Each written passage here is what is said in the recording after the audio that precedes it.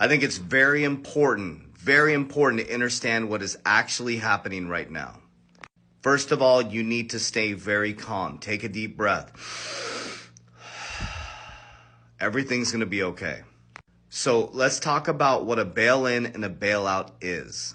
Let's talk about what is actually happening in the banking system and what can happen, what Janet Yellen calls contagion. So number one, a bailout is very different than a bail-in. A bailout is when they inject equity, money into the bank to save it.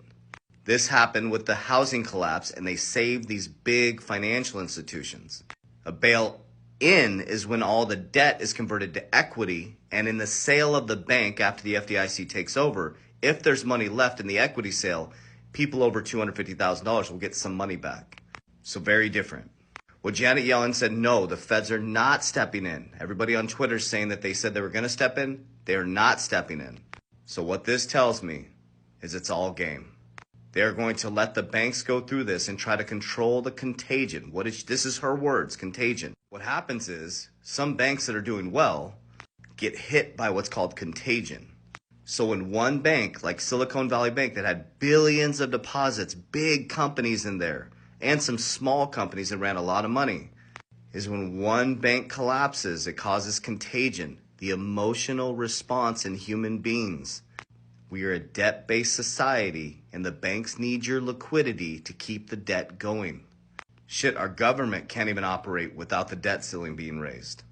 So if you go into the bank and suck out the liquidity, there's no credit to lend. If there's no credit to lend, there's no money in the system. If there's no money in the system, the companies can't operate. If the companies can't operate, you don't need employees. If you don't need employees, there's no credit in the system, and it gets cyclic, and then we go into a massive, massive depression.